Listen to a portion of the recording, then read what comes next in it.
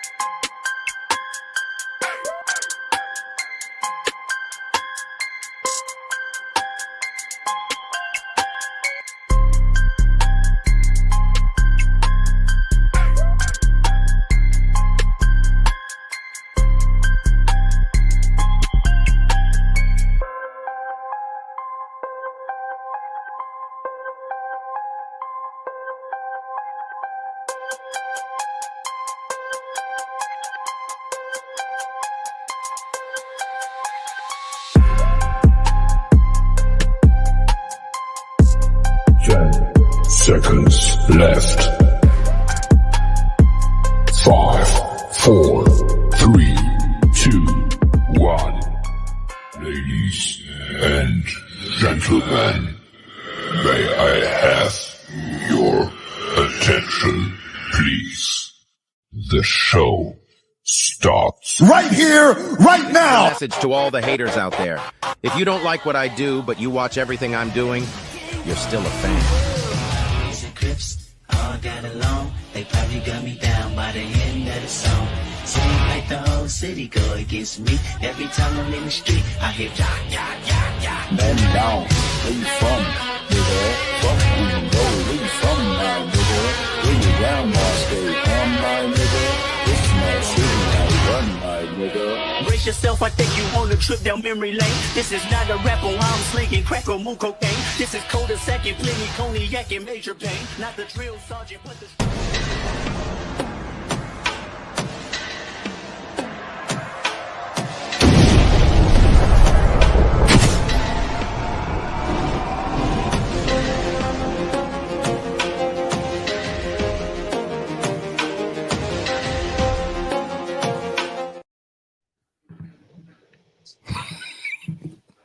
To Brad Stanton, we want all the smoke. We see you already. Look, y'all know what it is, man. Tell a friend that we are back again. Once again, this is episode 51, Hog HQ Live, sponsored to you by the Hog Talk Podcast.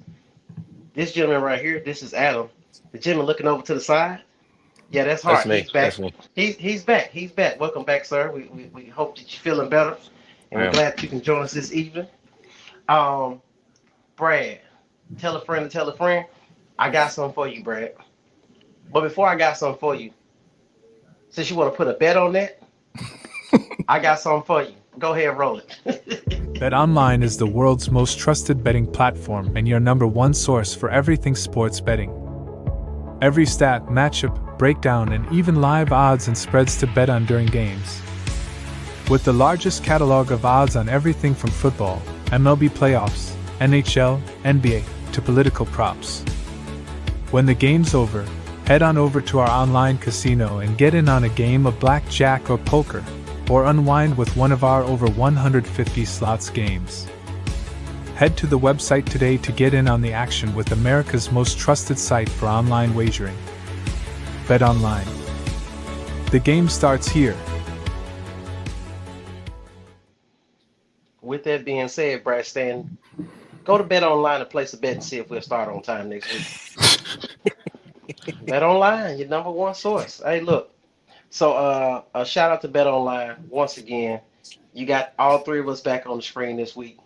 We are ecstatic because this week we are talking about bowl eligibility and other things. And as Brad said, Larry has made an appearance. Y'all is too cold. Y'all was cold by the end of that game, and the wind was whipping. Yeah, yeah, Miss Armstrong. Yeah, we Yeah. got to it, and we, Miss Armstrong, stay tuned. We got something that you need to hear. But let me get back on script. All right, so back on script is basketball. Let's talk basketball and let's get straight into it. Wait a minute, What? Quentin. I think I just got a tweet from Jaquindon Jackson. I don't know. I Uh, tweeted directly at you. I mean, you know when you connected, you know people. You know Oh, what I'm okay. saying? Yeah, yeah. So going to basketball, man. So Coach Cal and his team got another game in this week, as I would call it, a tune-up game, something that the guys can gel and get more acclimated to each other's style of play. And once again, I'm trying not to be that fan, the one who just says we should blow everybody out. Did you see what Kentucky did? I don't want to be like the BBL Nation. And when I say BBL, I mean BB and Big Blue Nation, Kentucky people. Because I can't let them live in my head rent free. But we're gonna talk about the Razorbacks and Coach Kyle and what he did. Adam, Adam, Adam. Yep. When it came to the game, what did you what did you see? A few more fans than the previous game, so you would hope for a Friday night at 8 o'clock that would happen. It's one of those that come conference time they're going to show up, so I'm not really worried about it. Still running strong with 7 guys with Adu and Brazil out, so hopefully we'll see them work back in over the next few games before we head into conference season. It was another one of those games that we were up double digits and in the second half, and then you let the other team claw back. What is that little shit-eating grin you got going? Um, Anyway, you let them claw back, and I get it. You're only running 7 deep, so conditioning's got to get there, but I'm not really worried about it. So I know some folks might be either just wanting this class to come in and win every game by 20, and it's not necessarily the case. And, these games like this they're going to make you better when the time comes in tough games, tough environments when you're playing an SEC schedule. So, Theoro and I think Flan both dropped 20, 23, and 21 respectively. Thero's proving himself to be potentially a lottery pick. did you see the windmill? Mm-hmm. Oh yeah. When he jumps, it's effortless. Right. So you don't think he's going to get up, and then that's what she said. He does. But I'm really not worried. They go on the road to Kansas City on Thanksgiving Day, 3 o'clock on CBS. So it'll be interesting to see him in another top 25 matchup. Yeah, and it'll be good the fact that people can actually find it easily. Like I said, this last game in regards to having to stream it, and it seems like every time there's a game in basketball or football or baseball where we have to stream, it's always a crowd. It's always a crowd where they just be like, "Do you know where I can watch? I can't see it." It happens every time, but it is what it is. And folks, if you can watch SEC Network at your house, you can watch the stream. Yeah. So you don't have to pay extra. Maybe we should do a tutorial. I feel like we've had some members in the group that have done that for folks, like, made a post on here's where you go, here's this. Maybe we just need to find it and bump it as a refresher. Oh, and then put it in the feature section, and then wait till somebody says, "Where is it at? Where's the feature section?" I guess we could make a how-to video. We could do that. Maybe we can incorporate it with some hog nuggets. Do I need to get a whiteboard so we can make notes and draw pictures? That's possible. That's possible. So, Mr. Hart, I know you was busy. You had things going on. How do you feel about the trajectory of this team being young, athletic, some guys who we know can make it to the next level? How do you feel about what Coach Kyle is doing in regards to trying to gel guys and put guys together? And before you say that, Evan, you talked about a 7-guy rotation. This sounds real familiar to Coach Musselman's rotation. Mm-hmm. It's one of those, I don't see why we feel the need that there's some big urgency when we're only running 7, 8 guys. So, I mean, Coach Callow himself said, when he was recruiting, we may only have 8 or 9 guys on the team. Gotcha. So, we're going to get into situations as the season goes on that somebody fouls out or somebody gets injured or whatever else. So it's like, I don't really feel like it's anything to worry about right now. Gotcha. So, Hart, what you got? Yeah, well, as far as that goes, that's kind of the negative side of having a shorter bench is if you have a couple of injuries, then your bench is really short at that point. So, as far as what Muss has done so far, I think he's done pretty well with the limited rotations he's been able to do with the injuries with Adu and Brazil. Muss? Adu, I said Muss, didn't I? Ooh, wow. Cal. We were talking about Muss earlier before the show. Anyhow, so That was I think before you got Adu, on since you were late. yeah, it was the Adu should be back. He could work his way back in before then, but like I posted, 2 to 3 weeks, he'll be back. Expected to be fully healthy by then. Brazil, I haven't gotten a timeline on, so who knows when he can pop back up. I would assume it'd be around that same timeline. But as far as the basketball team, they've done decent at times. We've had some shooting lows a little bit. UALR, they threw out, or Little Rock, they threw out a bunch of different defenses, and you never know which possession, what they're going to run, if they throw a zone, a press, or what. And it threw us off a little bit in the second half. We started turning the ball over a little more, and they were able to creep back into the lead, or cut into the lead. And, they're just going to have to learn through it. That's part of it, though, when you have new working pieces together and you have some freshmen that are big pieces of the team. So, it's just part of the growing process. Hopefully they develop a killer mentality and keep that foot on the neck, if you will, and keep the pressure on them. Yeah, I like the fact that the guys who are on the floor, they get an opportunity to gel with each other. Plus, by the time it comes to conference play, you add these additional pieces. Those are things that's not on film. You can't really catch those things because you haven't seen that whole group together. So I'm okay with these guys getting their figuring out all the little kinks along the way, and then once they get the conference play, being able to figure out add those additional pieces. So I'm definitely cool with that. You got anything else, Adam? No, not really. I mean, tomorrow's going to be another game that use it to button some things up before you play. Because, I mean, Illinois, and then next week, I think, is when we go to Miami. So we're getting to the point. I think after Miami, you have a few games maybe before you go to Madison Square Garden.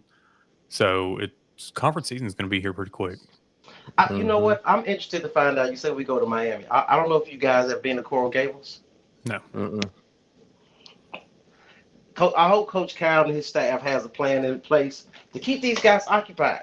Hey, I'm sure the weather is cold here in Georgia, and I'm sure it's cooler and getting cold in Arkansas. But you go down to South Beach and go to Coral Gables. It's nice and brisk and warm, and people still have on shorts. People are scantily clad. There's a lot of entertainment. Guys, make great decisions, please. I don't know if you guys seen the football player in Alabama with the mistake that he made, but who in their right mind tries to holler at the coach's daughter? Not holler, unsolicited pics. Like, well, yeah, that's diabolical, dude. What the hell was you thinking? Out of all the young ladies on campus, you go after the coach's daughter? Fool, you damn fool. All right, boom. We're finna get ready to roll to this football, but we got a little message. We'll be right back.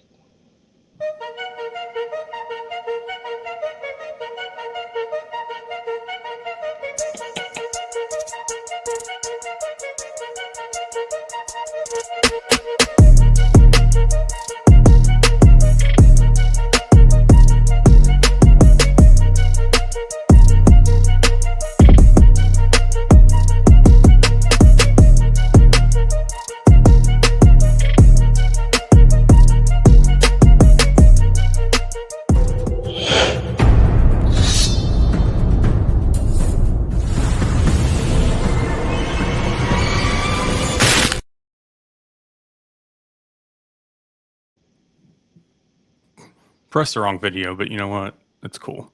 All the smoke. We'll get a sponsor after the SEC roundup. Look, let's get to this football, man. Let's get to the football because if you guys hadn't recognized, it is a celebratory evening. So I'm definitely going to enjoy myself over here. And I got a question to ask these guys once we get to the portion that we get into. So, week 13 scores. So, Kentucky, they try to fight. Texas is too much.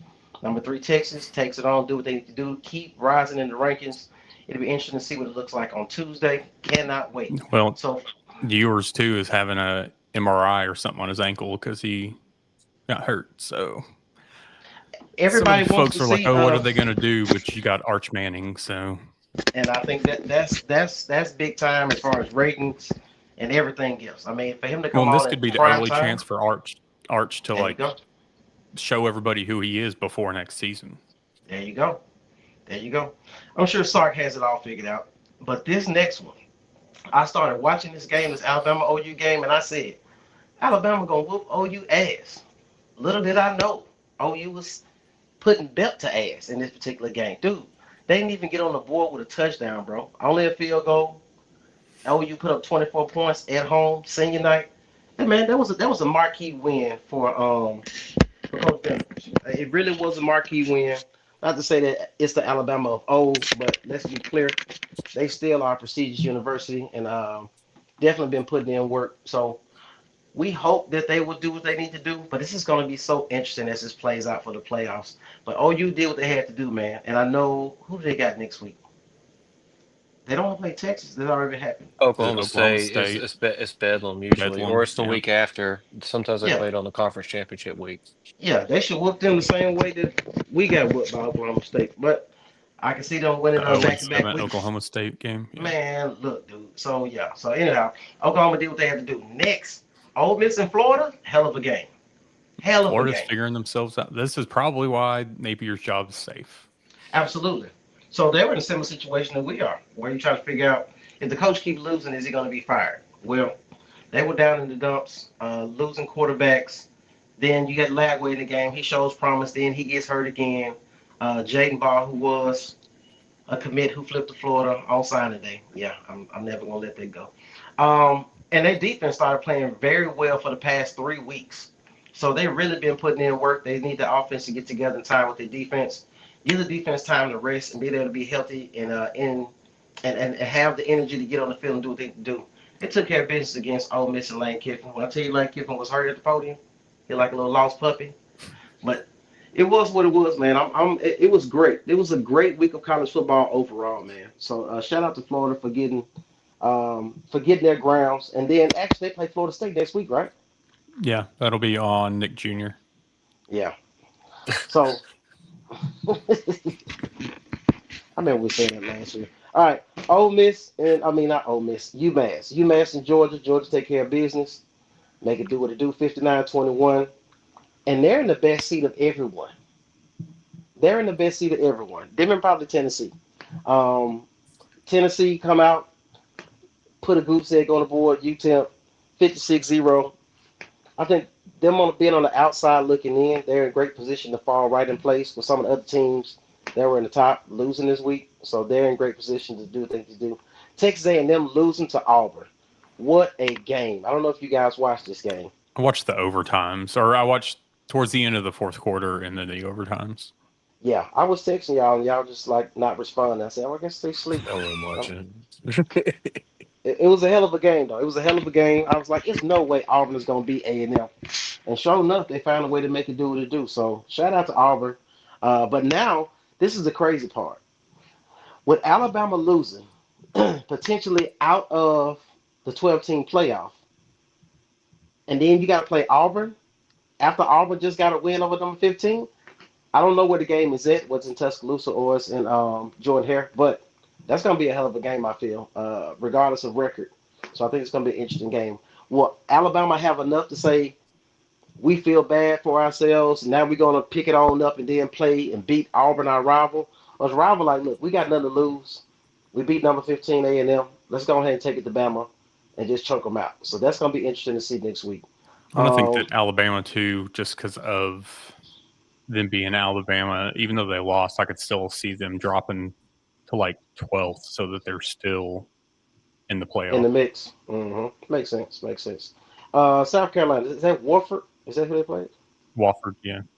Yeah. So 56-12.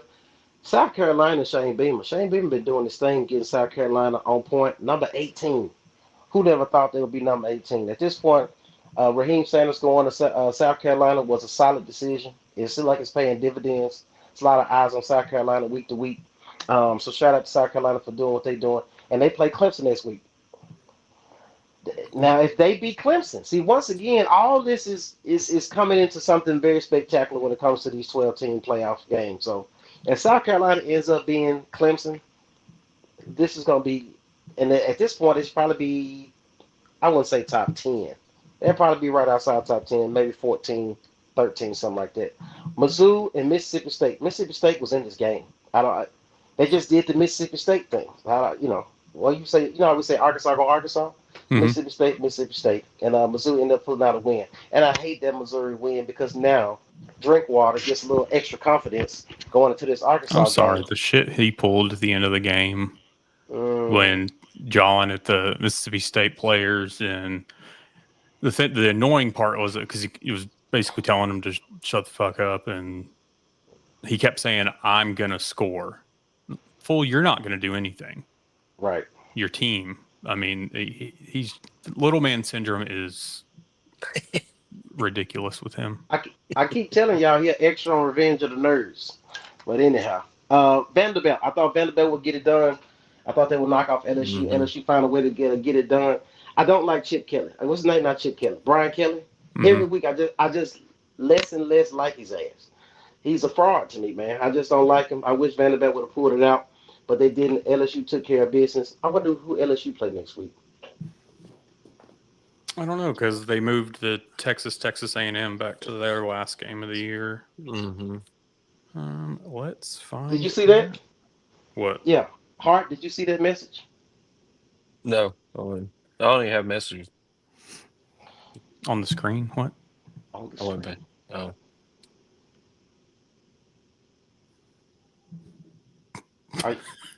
What the fuck? Are you all right there? Right. let's read it. Oh. Gotcha. So LSU next week. Oklahoma. No, so Oklahoma, they don't play Oklahoma State next week. Have they already played? No, they don't play anymore because of the SEC switch. Oh. So Oklahoma and LSU's next week. Interesting. Yeah. And then here's a preview of next week's game. Oh, Nick Jr. Oh. All right, boom. You got the standings. Yep, let's run it. So Texas, dude, I'm not gonna lie. I gotta give respect. Respect is due. The fact that Texas won the Big 12 in the last year of existence and could possibly win the damn SEC in that first year, that speaks volumes about the university, about the coaching staff, and the players that they have on their roster. Texas is really doing their thing. Georgia at number 2, Tennessee at number 3. A&M, them losing that game was probably the worst thing that could ever happen to them. But I can't be mad at Mike Elko in year one. They still made some things happen. South Carolina is number 5. Mm-hmm. That just looks crazy to me. I think they've gone from like 12 to 15 to number 5 or in the number 5 in the SEC over the last like 6 weeks. Because they were on the right side of this whole standing the whole time. Mm-hmm. It was kind of like what you see Arkansas. All right, Alabama, LSU, Missouri, Ole Miss, Florida, Arkansas, Vandy, OU. I thought it's interesting now looking at this from an East and West standpoint, but I can't be mad at it. If Arkansas was still in the West, they would be, let me see, 1, 2. They'd be next to last. They'd be next to last. If you were in the West, well, would you put Texas in the West, I guess? So I'll put Texas in the West. So 1, 2, 3, 4, they'd be 5th. Same spot. Same spot. Gotcha. All right, I'm finna get ready to get into these comments, but we got a little beautiful being footage. Let me see. Let's take a quick break and talk about something just as important as Arkansas game day, your home. Our friends over at Premium Supply are more than just siding. They've got everything you need to make your house look as sharp as a fresh pair of game day cleats. We're talking siding, Soffit, columns, windows, doors, vents, decking. You name it. Whether you're building a whole new home or just giving it a little extra TLC, they've got you covered. And with locations in Conway, North Little Rock, Russellville, and Jonesboro, there's always a premium supply nearby. So if you're looking for premium products with premium customer service, head on over to premiumsidingsupply.com. Premium Supply, where we treat each of our customers like one of the family.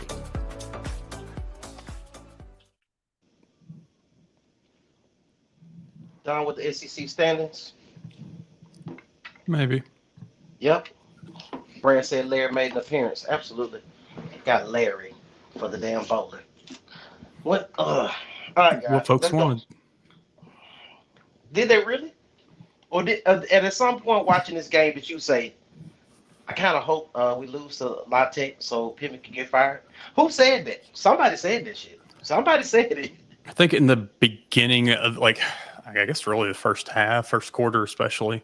I mean, I'm just sitting here watching this like, are we witnessing Western Kentucky and North Texas all over again? I mean, that's where my mind just immediately went. The turnovers, it was just, and the thing about it was we damn near handed that game to La Tech. They just couldn't capitalize. Now, with all that being said, I'm going to go ahead and also say, regardless of who we played, the defense stood up. So, yeah, you got to think about it. Once again, everybody keep trying to tell me at one point, we need to fire Travis. Travis Williams needs to get fired. Then the week before that, they were saying he'd be named the head coach. I don't know what you're saying at this particular point, but I'm just looking at what I saw, and the defense did make some plays. Keon Stewart, I want to give a shout out to Keon Stewart. Seems like every week since he's been put in the lineup, he's been taking full advantage of the opportunity and being able to capitalize on it and make big-time plays. Metcalf, still young, athletic, making plays. Glad to see him doing what he's doing. Seen an appearance from you got Landon Jackson. Landon Jackson makes back-to-back plays. That was nice to see. My guy Ian Jaffard. You had some footage of Ian Jaffard. Would you like to see that now? Yeah, why not? All right. Let me find 4 different running backs this year looking for some momentum. Bullock, deep shot is intercepted. Picked off by the Razor. Personal foul, roughing the passer with targeting, number 95. The previous play is under further review. That was Ian Jaffard. Let's take a peek here.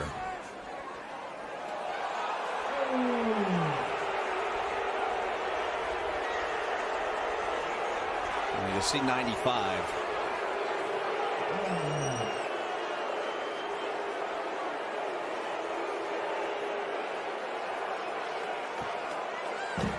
I just don't know. I mean, it's Jaffard is so big. He just sort of swallows him up. You know, I certainly don't think there was any intent there. Are there enough indicators to make that targeting? After review, there is no foul for targeting. There is a foul for roughing the passer, which will enforce 15 yards, first down. I guess my question would be, what was the roughing the passer? That's a great question. Once again, the refs tried to give him an opportunity to get this game back 21-0. And as the ref said, have you ever been swallowed up? Have you ever been swallowed up? And if you don't know what, yeah. When he said it, I was like, oh, really? That's what we're doing. Yeah. So let me get back to this real quick. So, Ms. Armstrong, y'all, it was cold by the end of that game, and that wind was whipping. The win in Northwest Arkansas was undefeated. And I remember being a student, Hart, I don't know if you remember this. When you walk up that hill to get ready to go to, like, the main cafeteria at the top of the hill, down by the Greek Theater, it's like snot freeze on your face. When I tell you it be cold in Fayetteville, it be cold as hell. That wind just be whooping your ass in between the hills. So it's definitely cold in Fayetteville when it comes to that wind coming down through those mountains.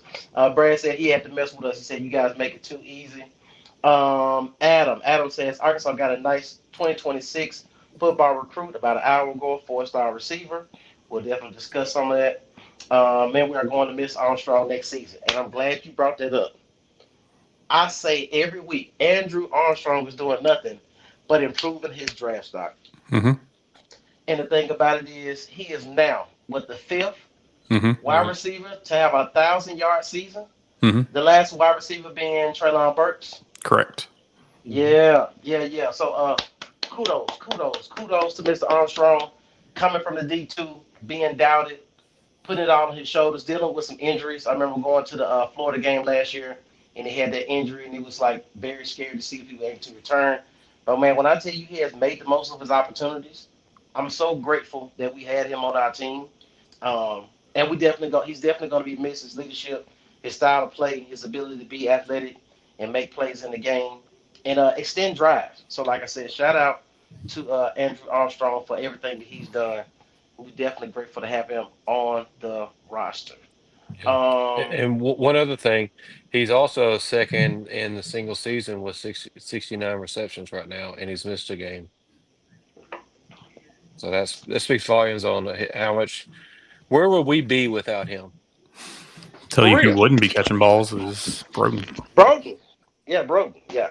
Did he even play in this game? I didn't see him, but you know who I did see was Tesla score two touchdowns. Mm-hmm. And it seems like, I think from what I saw, I think at least when I watched it, in the first half, I was looking like, wait a minute, he only got one reception and it was a touchdown.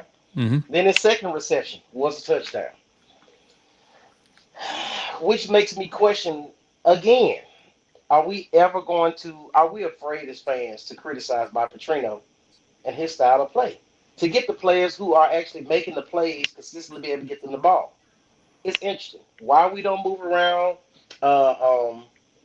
Tesla, or why we don't move around what's the other guy? Same. No, not Satanic. Jordan Anthony.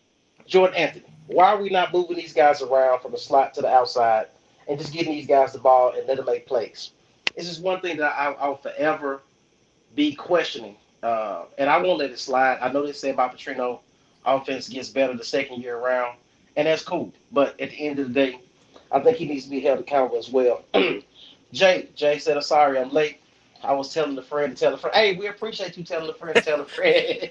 Well, and so here's a question. So with Petrino, like we know his offenses get better year 2, year 3, et cetera. We've seen it firsthand. So 3 years of Taylon Green, meaning 2 years of Boise, 1 year here. Do we have enough of a sample size to think that he's going to vastly improve next season? No, because his completion percentage is roughly around the same as it had been for his entire career. Interceptions the same way. So, decision making is really kind of the key here.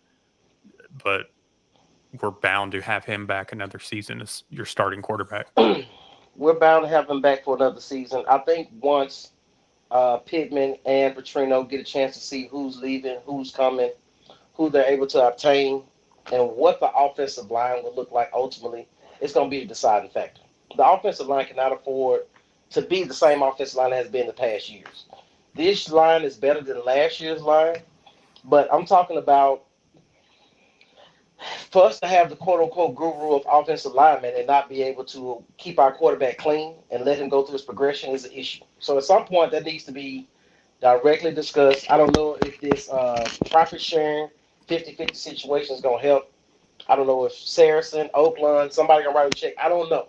But we need to pay for some offensive linemen. We need top tier guys who are able to keep the quarterback clean. I feel like if he's able to keep Green clean, he can make better decisions or just make the decision to run. Because clearly when he makes the decision to run, we get better outcomes in that aspect. Hart, what you got on the conversation? As far as Green goes, I see talent. I see passes where he will overthrow somebody where it's almost inexcusable. And then you see some where he puts it right on the dot. One of them in that game to Armstrong, where the defender's right there. The ball couldn't be placed any better. And so you see the flashes of it. You see him finally starting to use his legs a little bit and run when the opportunity presents itself. Uh, the one thing I will say was to Adam's point about the decision making. The decision making is something that he can actually improve. You would hope and expect that as he, learns more of the offense and accustomed to where everybody's going to be on the field, because he's still, like I said, he's still learning the offense and processing everything still, so he's not able to just run a place. But then with the other hand, it makes you wonder what's the receivers going to look like next year without having Armstrong being that constant person you can lean on. Hopefully, Luke can step in. But as far as this game goes, Dabinion ran his butt off. I wish we had seen Braylon some, but that's a Petrino call. That's not a Sam Pittman call. So I don't know what's up with that. Braylon's healthy, so that's just a coach's call. They could be trying to be extra cautious on it because that's the way teams have been trending that way with soft tissue injuries. But defense, they held up. They kind of they protected us from the special teams blunders, not getting off the field. So it was nice that our defense has been a constant for the most part of the year. The offense is starting to pick up a little bit. I know we started sluggish, but if Taylor can really start to pick up the offense, there are people running open a lot of the time. They're just not getting looks or getting the ball thrown at them. Petrino's offense works. It's just you got to hit him on time, and he's not doing that sometimes. Which also brings to my point that I say every single week. If there's not a package with Malachi Singleton in it, I really don't know what we're doing. If you're telling me at this juncture of the season that Taylor Green is still having a confidence issue, he's not your quarterback. So I don't want to hear anything about, he doesn't have the confidence. If he doesn't have the confidence, he should not be starting at quarterback. Mhm.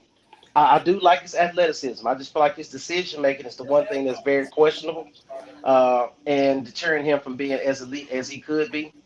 Somebody said something. I think one of the commentators said maybe he's been watching too much Lamar Jackson film. I don't know, but Let's be clear, he's not Lamar Jackson. He's not Mr. Jackson, right? They did show a comparison to Colin Kaepernick, and when I tell you I seen the comparison, it was so parallel in regards to the way they run, their style of play. I definitely seen that. Joshua James says, I think they need to put Singleton in. Yeah, that dude is just a stud. Needs more reps. Absolutely. Every time he gets in, he sparks the offense. It seems like they gather around him, and it just boosts the whole confidence of the team. You see the offensive lineman in the end zone with Singleton, giving them doubt. You know what I'm saying? All that good old stuff. So somewhere along the line, they got to figure this out. I don't know what it looks like, but I'm sure the coach will get paid plenty of money to figure it out. Robert Smith, does Petrino have a change? At coach next year if Sam goes? No. He'll be an interim coach, if anything. He is not going to be the head coach at Arkansas. Well, and that's if something happens like midseason next year. It's womp womp. Why are you looking straight at me like that? Is that a Fort Smith thing? No. Womp womp. Hilarious. Gotcha. Shout out to Armstrong being amongst elite. Hey Jay, I want to ask you a question. Now we know your son is also on the roster. If you don't mind elaborating, not trying to give us too much inside scoop of tea, how do you feel about his development and him having an opportunity to get on the field more next year? Feel free to jump in whenever you feel like it, Jay, to comment on that. All right, Adam, let me ask you this question real quick. So, we get the win. Mm-hmm. Questionable. And me personally, I hate to be that guy, but I'm going to be that guy. Same as the Texas game. I feel like we should have got blown out. We should have lost. We should have lost because we did not have a dominating game. And I just felt like La Tech was the game we should have dominated. Just like the Texas game, I was more upset losing 10-20. I would have rather got blown out at this point. But with all that being said, all the excuses that have been made all year long, you play Missouri next year. When was the last time we beat Missouri? 21.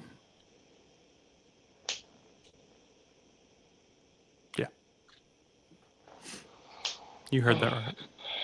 I was actually just going back to look. So you say that you expected it to be a blowout, correct?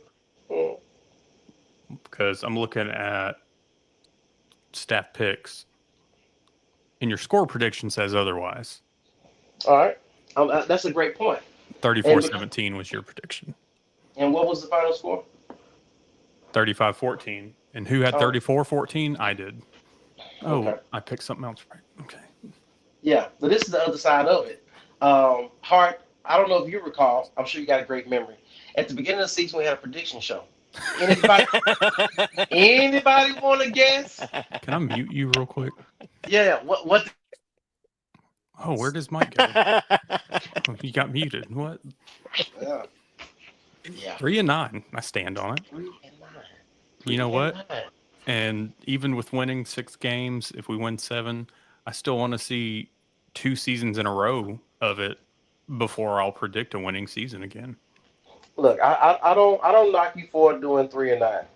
I mean, based on what they've been showing you for the past couple of years, offensive line play, inconsistency between new coordinators, learning new systems, transfer portal players. All of this takes time. It's just the problem with us is it seems like once we get going, it's always a reset. It's like 5 or 6 years is a freaking reset, and now we got to get new style of players to go against the scheme. And then we got to try to hit the portal and compete with all the big boys in the conference. So it's very difficult. And not having that in-state talent, homegrown talent, 4- and 5-star players that are competitive year in and year out is definitely difficult because we always seem to give someone grace to say, well, give him time to get his guys in there, which takes about 3 years, which ultimately in a 3-year span, you hope you have one over 500 season, over 8 wins season.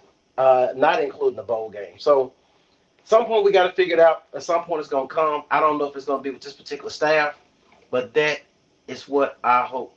Adam, what's the soccer score? Not really sure how place kicks are. They went into overtime and they're losing in overtime by place kicks. So it's 4-2 as of 30 seconds ago. Stanford won, so that did end it. So soccer team is now out. I didn't keep up with soccer this year. Well, they were in the Sweet 16, so that would have been they were ranked in the top 5 the majority of the season. So Colby Held, he coaches them. He doesn't sugarcoat things with his team. He expects the best out of every single one of them. It doesn't matter if you're a star or you're not. Jay, I got your comment. Copy that. Yeah, that's an off-air conversation. Understandable. We're going to respect the privacy. All right, so what you guys looking at when it comes to Missouri next week? Predictions, projections, what we looking at? I mean, I hope for a win. It's hard right now on Sunday to really, I haven't put much thoughts into the actual outcome. There's things that I want to see in this game because you know that Eli's going to come. He's going to have his team prepared. It doesn't matter what it is. He's going to have them prepared for this game. This is his Super Bowl year in and year out. So I just want to shut them up. I'm tired of them. They're beatable. We've seen it this season. Luther Burden hadn't had the season that they thought he would. So, but they do have 2 receivers, him, and I forget the second guy's last name, but Burden's over 800 yards. Number 2's over 700 yards. Is it Tease? The guy that was at OU? Tease? I think so. It's like number 3. Like I think Burden's 2, he's 3. Right. They still got Brady Cook, who to Missouri fans is their savior at times, but then they hate him at other times. I think you've got to eliminate one aspect of Missouri's game, whether it's passing or running the ball. I mean, they don't have the running back that they had last season, obviously, but they can still run the ball. Yeah. Theo Weiss. That's his name. Thank you, Adam. I'm glad that this game is in Mizzou, to be 100% honest. I think that it would be deflating if the game was in Fayetteville. And you know what? I'm going to piggyback on what you just said before I hand it over to you, Hart.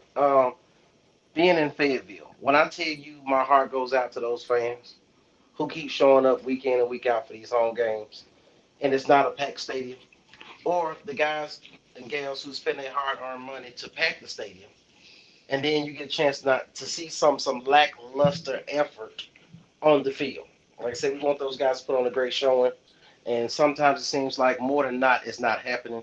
So, I so question: What? Why did all those fans want to give away their seats for yesterday's game? Y'all want to chime in on that? I think there's just a lot of seats available for it, and it was a game against Louisiana Tech. Yeah, it was senior day, but I don't think that the fans were necessarily as invested as years past. I think you're getting to it now. If you were playing Mizzou's last game, and we're at the same point of the season, records wise, I think it would have been a better turnout fan wise. But being Louisiana Tech, it was just kind of ho hum, if you will. And I think too, as things happen with this transfer portal, with everything else in the landscape of college sports, I don't think that there is the attachment to players individually as there have been in the past. Your homegrown guys, and I'm not saying that the guys coming from different states, different programs, whatever, don't do as much. I mean, because they still produce, they still put their heart into this team, into this program, into the state. I feel like there's a missing connection because of the transfer portal with players and fans. You spoke about it being senior night. Shout out to my guy, Hudson Clark, number 17. Hey, I guarantee you his last game, and we talk about, because I know we'll probably at some point talk about bowl opt-outs. I can guarantee you he will probably play in his last ever football game in whatever bowl game we go to. He got heart. He may not be the most skilled or the fastest guy, but he got heart. I respect that. I definitely respect that. Before we get ready to get up out of here and we kind of wind down, Mr. Hart, you had some information for us this evening? Yes, I do. We got to run you a little intro.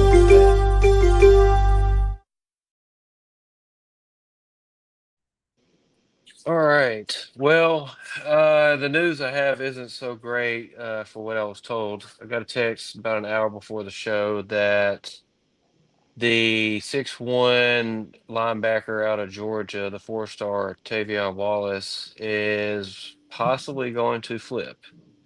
I was told the school could be Florida State, but I'm hearing the rumors that he could be possibly flipping. So that's something to keep an eye out on. I'll try to stay on top of it and see if we find any changes or anything that happens with that.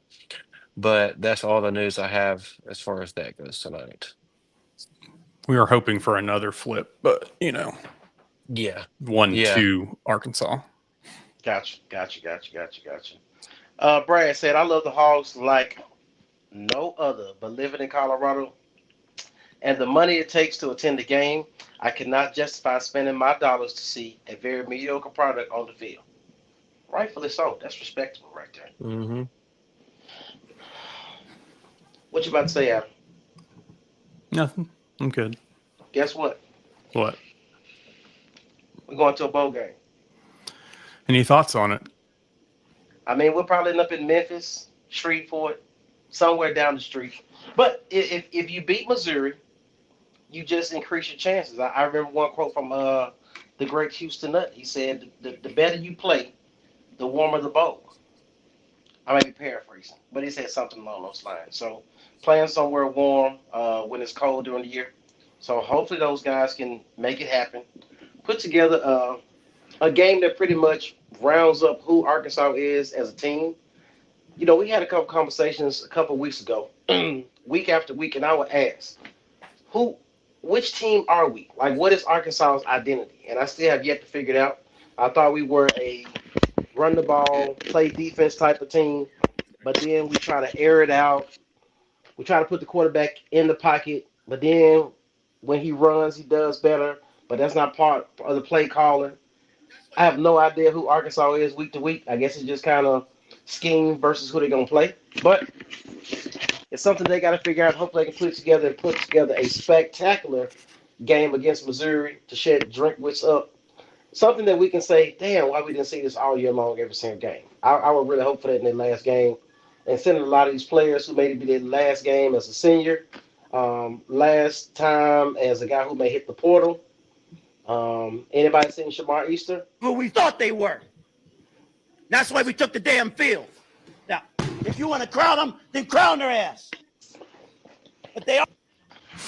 Anyway, Yeah. you're going to be, I mean, you'll be the first one to see Shamar Easter step on the field. I guarantee it. Oh, yeah. And the reason why I keep harping on this, people asking, like, why do you even keep bringing that up? Because it's Arkansas fans and being someone who is a native of the state, we always crying about we can never keep guys in state. This guy was a 4-star tight end from Ashdown. Highly touted guy, and we was able to retain him in state. And all of a sudden, he gets here. We know that he's a little undersized. You figure they get the freshman 15, 20, 25 because you're in football. And at some point, he's able to learn the scheme. We've seen players transfer in, get hurt, transfer out, no longer on the team, and we still haven't seen him. So it just really bothers me that we get guys in state, and for whatever reason, because like I said, I don't know the skinny on it, but the fact that he's not on the field is something that bothers me. Because we want to keep the in-state guys, and it can be prevalent and play in front of their parents in their home state. How does the culture of college football change from chasing money bags to player development and consistent team success? I want to say Tom Brady made a comment about that and said guys are on teams, but they're not a part of programs.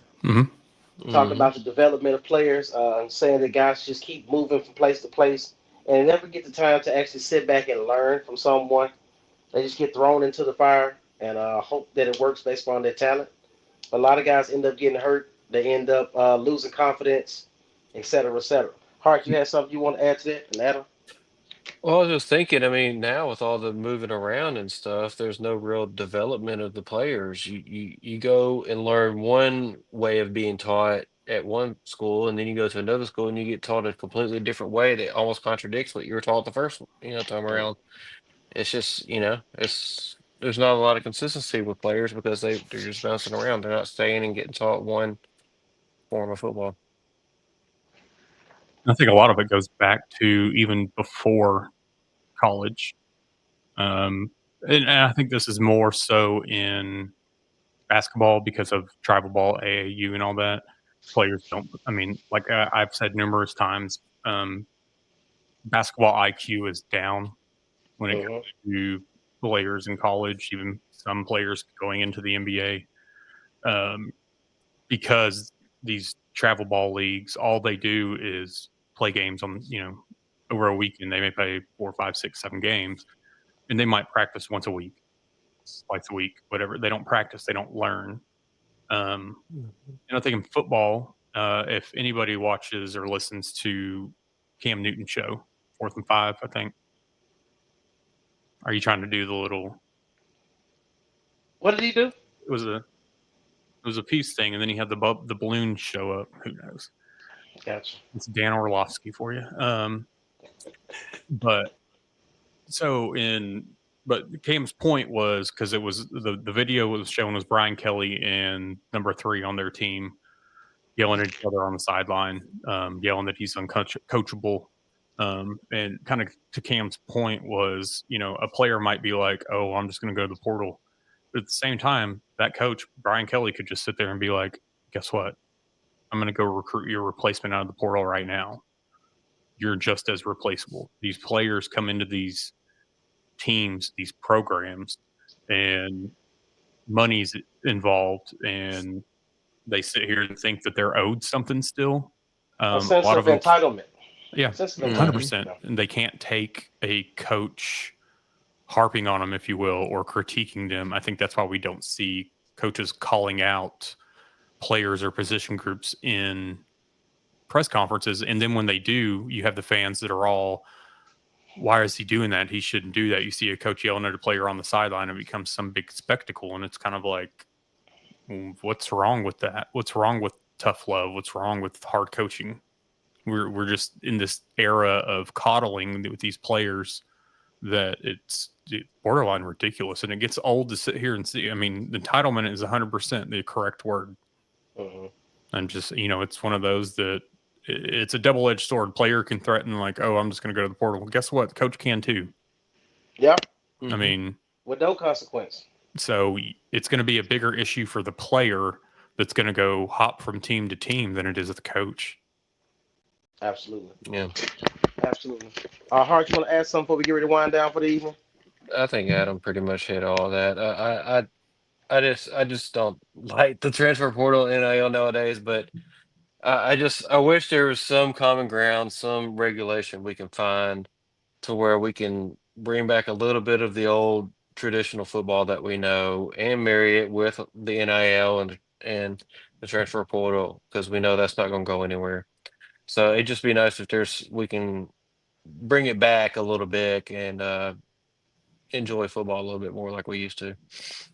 Gotcha. Mr. Hicks makes a comment. In all fairness to that sentiment, the fans will pressure the coach to be terminated. I agree with your point, but the coach has to win immediately and often. It's a no-win discussion. Because I think nowadays, I mean, the way I look at it, and I've said it before, because we keep wanting to, like, you don't want to change the head coach too often, if you will. But then you got to look at, okay, is 5, 6, 7 years too long? With the day and age of the transfer portal, I feel like that within 2 to 3 years, you're going to have a good idea of what that head coach can do. Yeah. And so it's no longer the years of a coach having to be there 5, 6, 7 years to prove that he can get your team there. Right. So, I mean, to me, there's two sides of it, unfortunately. I don't know if you guys know, but when I went to U of A, I studied sociology and psychology. And it was one book that I got from my professor that I kept. I still keep to this day. It's called The McDonaldization of America. And it's basically, at that time, it was just talking about how everything is microwave, quick, instant gratification. It's no process. Like, if you're from the South, like we from the South, Thanksgiving is getting ready to come up. I'm using that to say this. The grandmother, the mother, whoever the cook is, you put the beans in the crock pot. They cook for hours. It maturates. And it brings upon you that great meal on Thanksgiving Day. Nobody's going to the damn microwave on Thanksgiving Day for a great Thanksgiving meal. It's just not going to happen. With that being said, it takes time to develop these players. Let them go through the maturation process of just being young men, coming from high school, get adapted to the college lifestyle, been able to mature as an individual, and then understand how they fit in that system, getting another understanding of how serious they are about the game of football and what it means to them, and give them the ability to compete, work out, get in these drills, and be able to compete for jobs. So it's definitely changed up. Junior Carr, you made a great comment and put that on there. Yep, is that it's a cutthroat business, the way it's always been. And Justin talked about the conference realignment. That was all about television money. That was all about television money and contracts. So to that point, it made sense for them to be like, wait a minute. So if the university keeps making money, the program keeps making money, how are the players getting used and not getting any of the revenue? So I understand it, but there needs to be some type of parameters on this whole situation in regards to portal, NIL, the whole thing. And we talked about NIL initially. It was all about branding. It was all about marketing. Hey, let me see. Vaseline. This is just chapstick, right? Hey, look at this guy's lips. They're ashy. And now he has a commercial. Well, that's the thing too, is now we don't even, besides the local. That's what I'm saying. Yeah. Right. Besides like me pulling up Instagram, like last season and seeing Devo do Casey's General Store breakfast pizza commercials or a bank or a car dealership or whatever. I mean, the only big ad I could even think of was a social media ad. I saw it on Facebook, but it was Spencer Rattler when he was at OU with Champs. I mean, but now anymore, it's like there's not really any of that. You might get their picture with a logo. You saw some of our basketball players last year that were with a few different like hydration type companies that their products were being sold in Walmart. They're Correct. doing that on their own IGs. But at the same time, it's not, I think, what everybody thought it was going to be when it comes to that brand aspect. Mm-hmm. It's pay for play. And we got mad at Tech saying then when they bought the #1 recruiting class. But that's exactly what the whole situation was from the jump. We would just finesse and put something in front of our faces if that's not what it initially was. Brad says instant gratification is the big problem, and it isn't going anywhere. It only gets worse as we go. Absolutely. We've 12-team playoffs. These right here, sit there. Any answer you need is at your fingertips, or you just text me and I find it for you. Because you missed a phone a friend. That's who you are. Hey, as we get ready to close out, chest and none. Happy Thanksgiving, fellas. Hey, happy Thanksgiving to you, Justin. And to everyone watching, we definitely appreciate you guys for what you do and supporting us weekly. Always tell a friend and tell a friend. Take the time some point to share. Go back and share one of these that you like and do what you got to do. With that being said, we're out of here. Y'all have a great week.